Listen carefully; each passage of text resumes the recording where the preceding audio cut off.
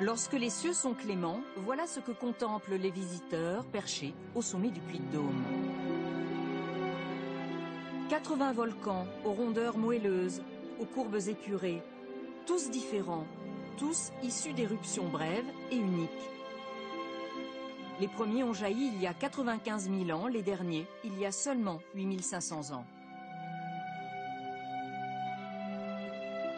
Chaussures de rando, sabots et roues de bicyclette sillonnent les coulées de lave recouvertes par la lande. 10 000 brebis et 400 000 visiteurs se croisent, tantôt sur un dôme, tantôt sur un cratère. Sous l'œil de Stéphane et Kathleen, les gardes du parc régional des volcans. On va faire un parc à un seul côté. Stéphane et Kathleen donnent à l'occasion un coup de main aux éleveurs. On est dans une zone qui est bien fréquentée par les gens. Donc nous, on passe un peu notre été à essayer de faire rattacher les chiens. Il y a des panneaux un peu partout, de l'info, des plaquettes, pour essayer de limiter un peu le dérangement. Car les brebis de Monsieur Pichon ne sont pas là pour s'amuser, elles. Ces demoiselles sont investies d'une mission, venir à bout des noisetiers qui colonisent les pentes. 80% des volcans d'Auvergne sont boisés. En broutant, elles dégagent les cratères et les courbes.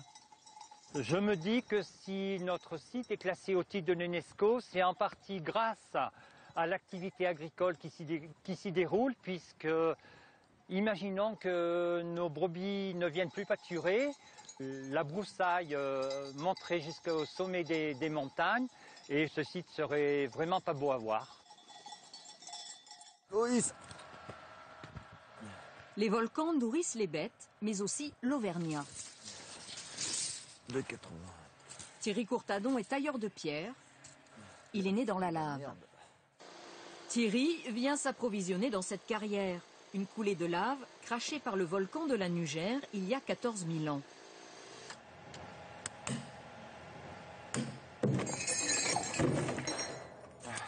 Vous pouvez voir ici le cratère avec ses 92 mètres de profondeur, qui en fait un des plus profonds d'Europe. Anne-Marie a une bonne raison de s'extasier. Cette petite merveille, elle en est propriétaire. Un héritage qui n'est pas de tout repos. Car le Pariou, c'est la star absolue. Immortalisé par une célèbre marque d'eau minérale, son cratère parfait est devenu l'un des spots les plus prisés des touristes. L'été, on s'y bouscule. Aux grandes dames d'Anne-Marie. Là, vous voyez, auparavant, nous pouvions passer dans cette descente.